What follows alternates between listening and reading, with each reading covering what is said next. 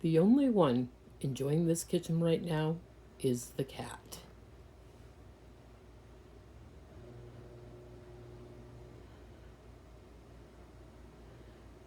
It's time to clean this up.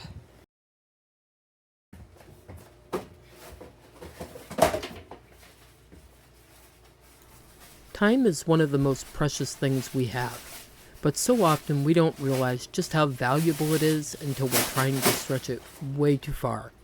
For those of us who care for our homes and families, time feels like it's always slipping through our fingers. There's always something to clean, something to cook, and someone to care for. And yet, there's only so much of it in a day. Yesterday, for example, I spent hours painting the trim in the living room and making it beautiful. While I was focused on that, the rest of the house seemed to keep moving without me. Dishes piled up, laundry waited, and by the end of the day, I found myself wondering how it all got away. But here's the thing. Yesterday, I chose to spend my time making my home feel loved and look loved. Instead of just focusing on the regular cleaning chores I knew I could easily catch up on tonight. And that's the beauty of it. We can't do everything, and that's okay. What matters most is how we choose to spend our time, because once it's gone, we can't ever get it back. Whether it's creating a home we love, being present with our family, or even just taking a moment for ourselves, every decision we make with our time is an investment. And as homemakers, we have the power to make it meaningful, even in the chaos.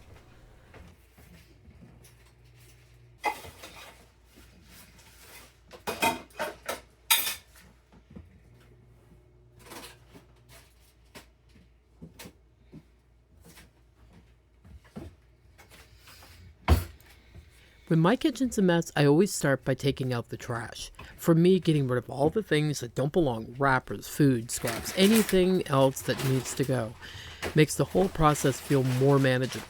It clears the way and gives me a sense of momentum, like I've already tackled a big chunk of the mess.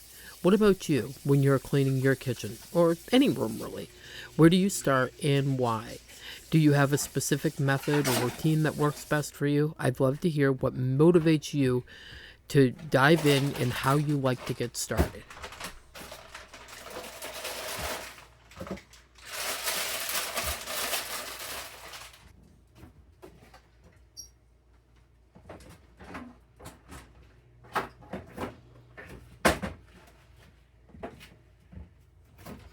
It always makes me smile how often I get asked about the big appliance sitting on the corner of my counter.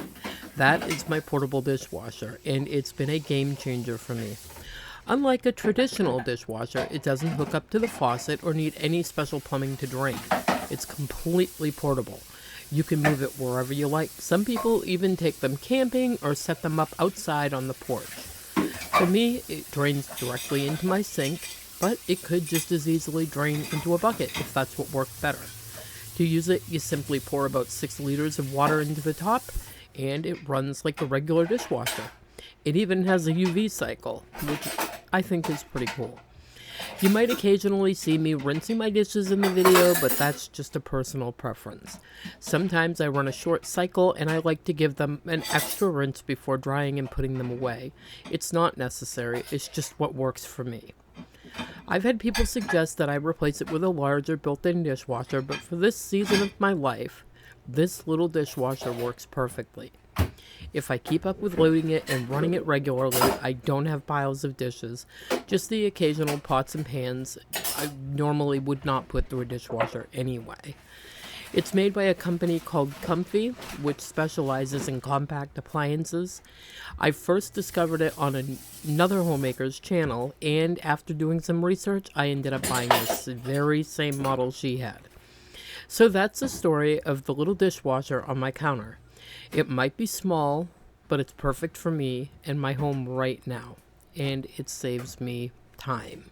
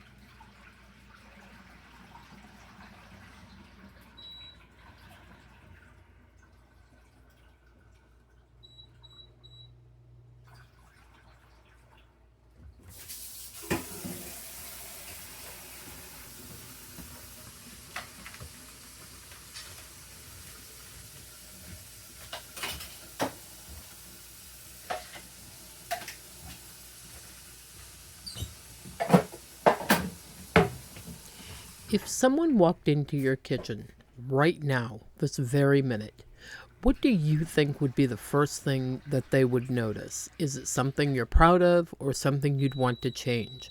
What does your kitchen say about your everyday life?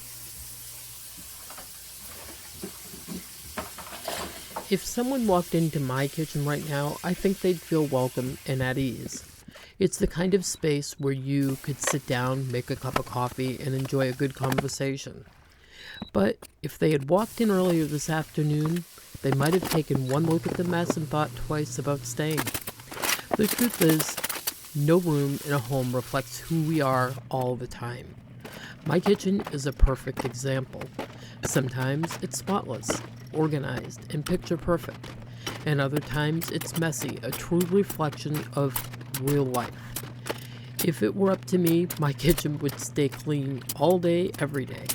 But honestly, that wouldn't represent who I really am, because life is messy, and more often than not, I'm right in the middle of it. Maybe that's what my kitchen says about me. My life is busy and full, always moving. I'm not striving for perfection. I'm striving for a home that feels lived in, loved, and most of all, real. My kitchen is where life happens, the messes, the joy, and everything in between. I guess what I'm really trying to say is this. You can't judge others based on a single moment you happen to see. That moment is just a tiny fraction of their story. A small glimpse into a much, much bigger picture. There's so much more to who they are, to the life they live, than what you see in that one single instance.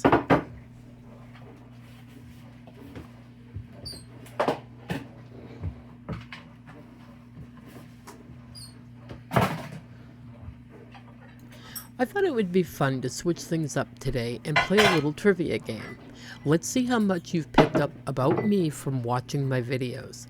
I've got 7 questions for you, and I'd love for you to answer as many as you can in the comments below. Don't worry, it's all in good fun, and I can't wait to see your answers. Here are the questions. Number 1, how many pets do I have, and can you name a few of them? Number 2, what's something I actually enjoy cleaning? Number 3, what's the big white appliance on my kitchen countertop, and why do I like it so much? Number 4, what's my go-to task when I start cleaning my kitchen? Number 5, do I have a job besides YouTube? Number 6, what's a dinner you have seen me make a lot in my videos? Number 7, what's my favorite brand of vacuum cleaner? Take a guess and leave your answers below, and let's have some fun with this.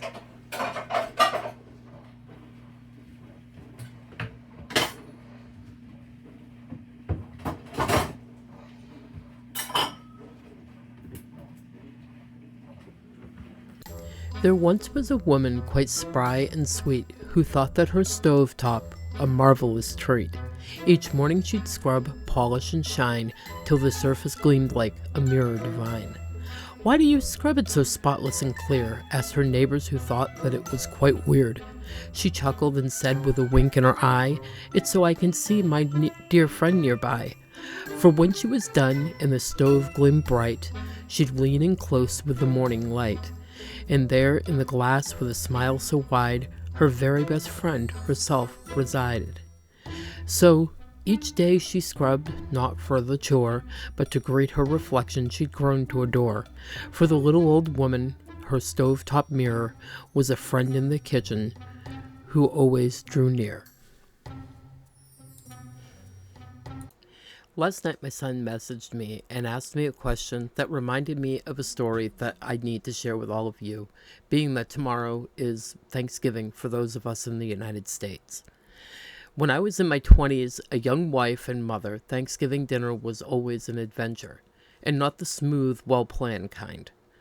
The concept of proper turkey thawing times escaped not only me, but my husband as well. Every year, he'd proudly bring home the biggest turkey he could find, and naively, we'd give that frozen mass a couple of days to thaw. Everything was going to be fine, right? Oh, and every year without fail, we'd be stunned to discover that, yeah, it was still frozen, solid, come Thanksgiving morning. What followed became a hilarious tradition. Turkey Day panic. With the parade playing in the background, I'd be at the kitchen sink, hot water running. Yes, I know, terribly unsafe. A roasting pan wedged beneath a naked, half-frozen bird. My kids, wide-eyed and giggling, would gather around to watch the chaos unfold. The turkey's neck, that infamous mystery bag of giblets, were always frozen firmly inside, and the battle ensued. Yanking and pulling, I'd wrestle with the bird, beads of sweat on my brow. When my hands couldn't manage, I'd grab the pliers, or a kid would appear with channel locks, cheering me on. The giblet bag would tear, leaving me with a tiny shred, and I'd have to start again. Slowly, ever so slowly, the bird would begin to unthaw, and victory would finally come. Out would come the neck, long and ridiculous, held high like a trophy. The kids screamed with laughter as if it were a grand spectacle. Then came the mystery bag unboxing, a parade of parts that had the kids yelling, "Ew, gross!" with every reveal. They laugh and point, completely fascinated by all the weirdness of it all. Looking back, those frantic, messy Thanksgiving mornings became core memories. Not because the turkey was perfect, it never was, but because those moments were filled with laughter, chaos, and the kind of love that only comes from shared family madness. I hope that you all who celebrate Thanksgiving tomorrow have a wonderful and happy, family-filled Thanksgiving.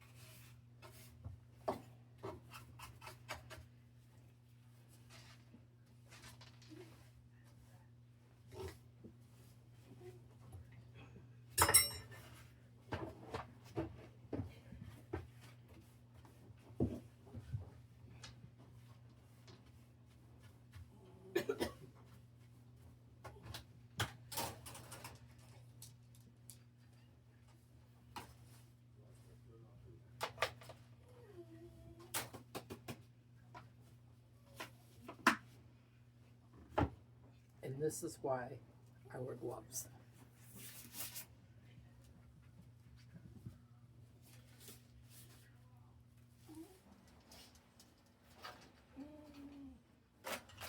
A few hours prior, just about where I'm standing on the edge of the carpet, there was a full glass of 100% grape juice knocked all over the carpet.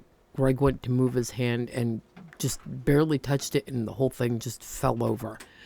And I will tell you, the steam cleaner took every single bit of it up. A little bit of, hot water in the tank and carpet cleaning solution, and the stain is absolutely gone.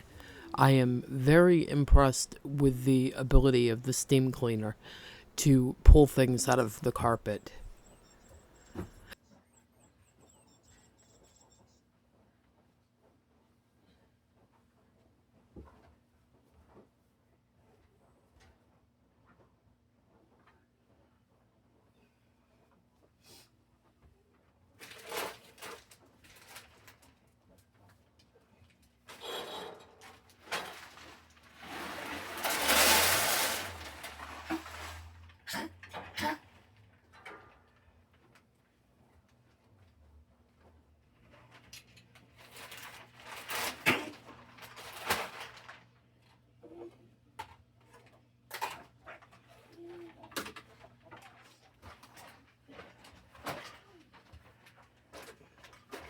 I bought the dog beds for Lucky and Lulu so when they're laying on the couch they'd have a spot to lay.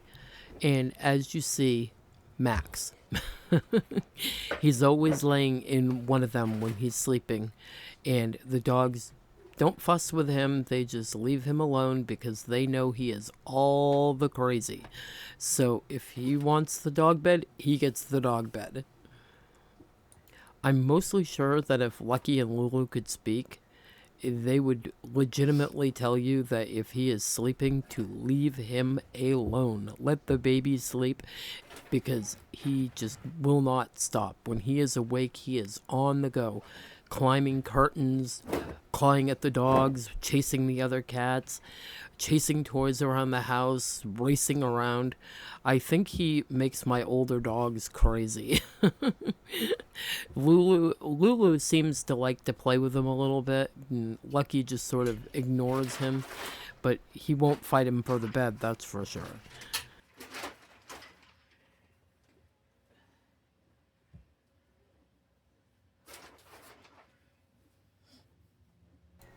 Here are some holiday tips just for you.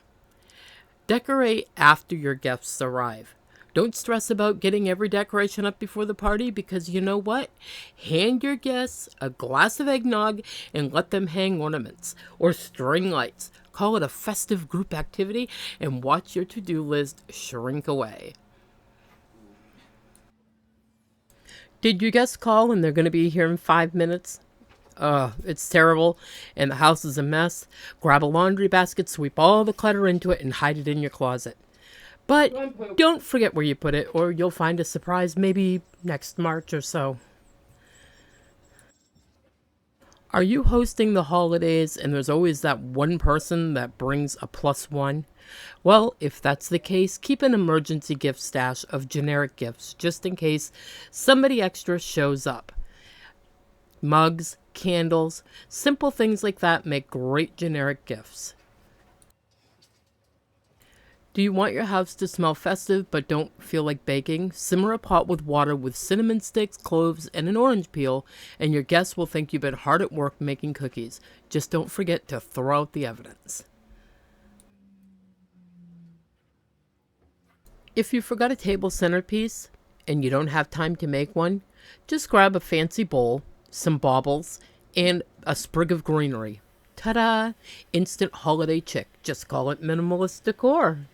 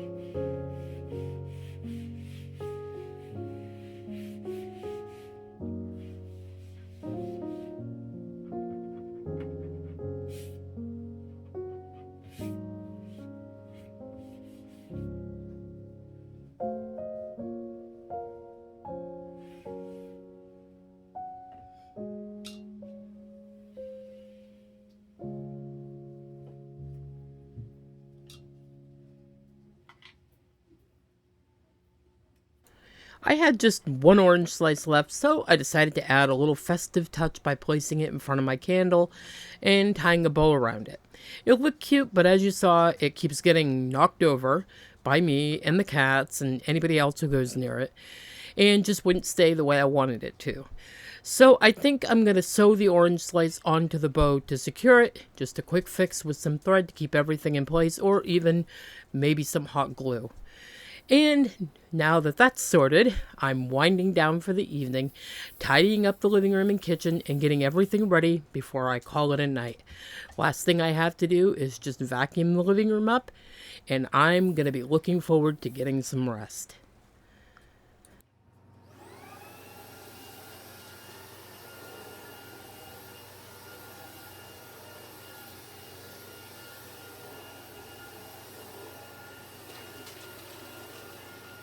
I hope you all enjoyed spending some time with me today, and maybe even got a laugh or two out of it. As we wrap up, I just wanted to say how thankful I am for each and every one of you who take the time to watch, comment, and to be part of this little homemaking community we've built together. Wishing you all a very happy Thanksgiving, or for those of you who do not celebrate, a wonderful and happy, joy-filled day.